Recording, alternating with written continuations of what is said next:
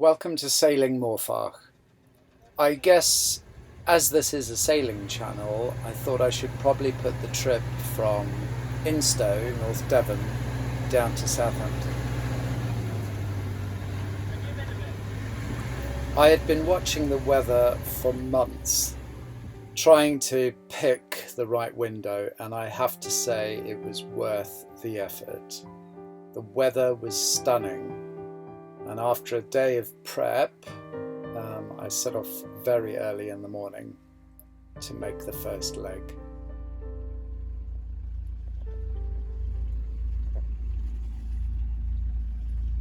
I think the hardest part about sailing down the southwest coast of England is that there are no places to shelter.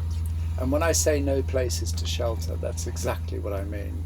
There are a couple of harbours and one marina. So you have to pick your timing and pick your weather, otherwise you'll be turning back.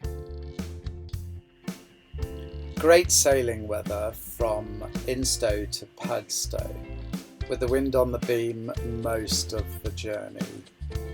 The only minor disaster was the alternator belt breaking, which on a new boat and a new engine was a small challenge, to say the least. Padstow is a great place to stop. It has a sheltered marina with tidal gates, some good restaurants and plenty of shops to stock up. Padstow to St Ives was a little more challenging. The wind was in the wrong direction, so it meant motor sailing most of the way and fairly uncomfortable with the waves on the beam. Hello. I'm huddled in the companionway to try and get some warmth from the cabin, and the waves are hitting me on the beam, which is quite uncomfortable.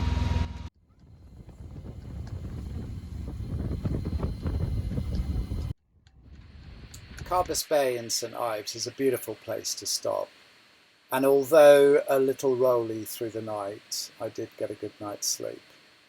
The morning, however, presented a fried starter battery, which meant phoning round to get a battery delivered to the beach, which I had to pick up on the kayak. And getting out on the waves back to the boat was pretty horrendous.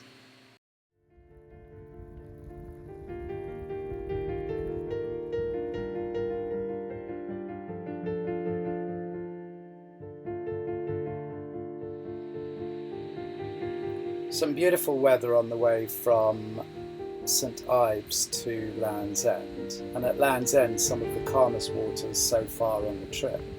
However, things were starting to break or come apart. The weather strip on the Genoa, the UV protection, was starting to come loose. Lazy jacks on the mizzen broke, amongst a few other things. Land's End is behind me, the lighthouse and the rock far in the distance, and this is the most southern western tip of England, just here. Just going to round that and head up the Solent to Southampton. This is the calmest sea I've had all the way down the Bristol Channel since North Devon, Instow.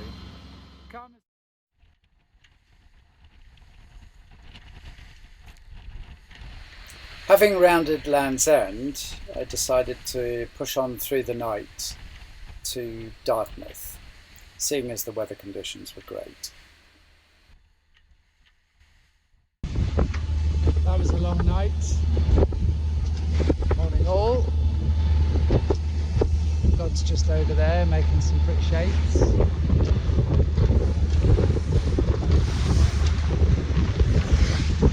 Very nice. Whew.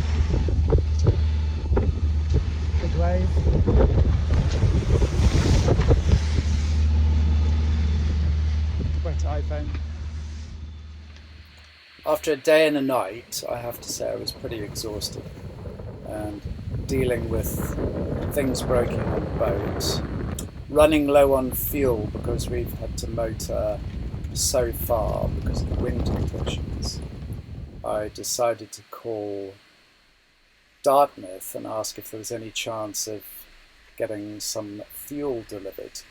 However, the harbour master there said he'd organised for us to get towed in, which was a welcome relief.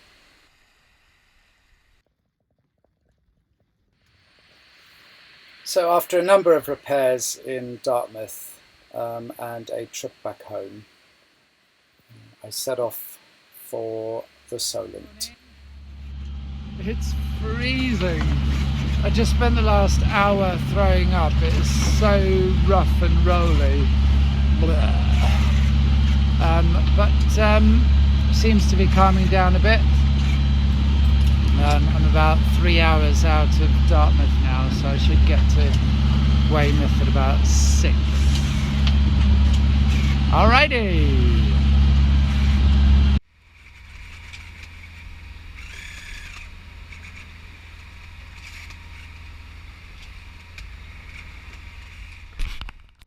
I'm just rounding the Bill of Portland. I don't know if you can see the lighthouse behind me.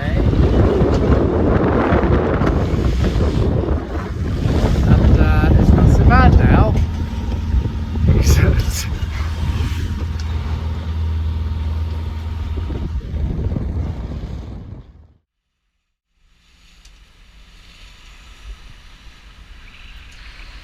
Now, the races at the Bill of Portland did take me by surprise. Luckily, I was not very far from the edge and not very long from the end of the tide change, so after battling for a little while I managed to escape to calmer waters.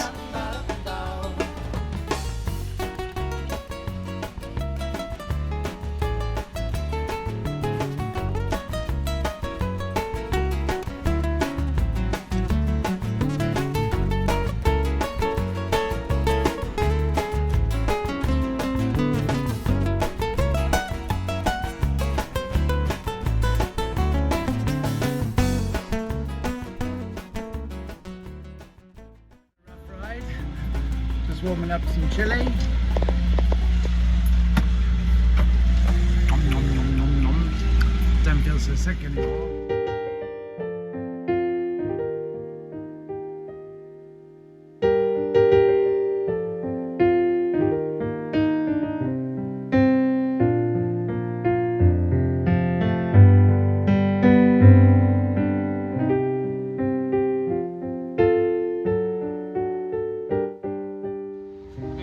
Calmed down a bit.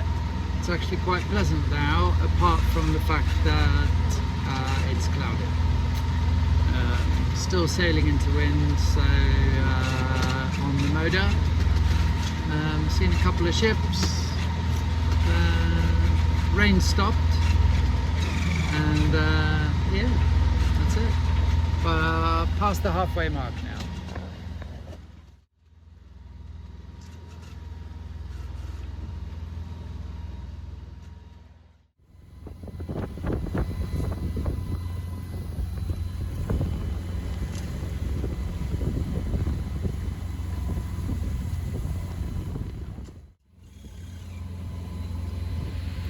A relatively easy journey from then into Weymouth, and an incredible marina. This place is huge, definitely worth a stop.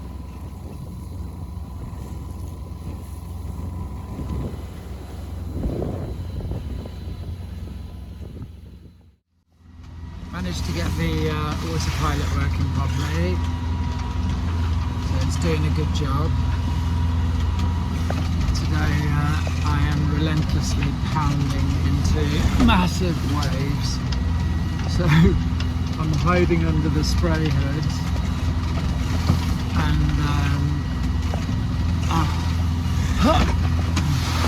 there's this incessant drip coming through the spray hood, which is making my head wet.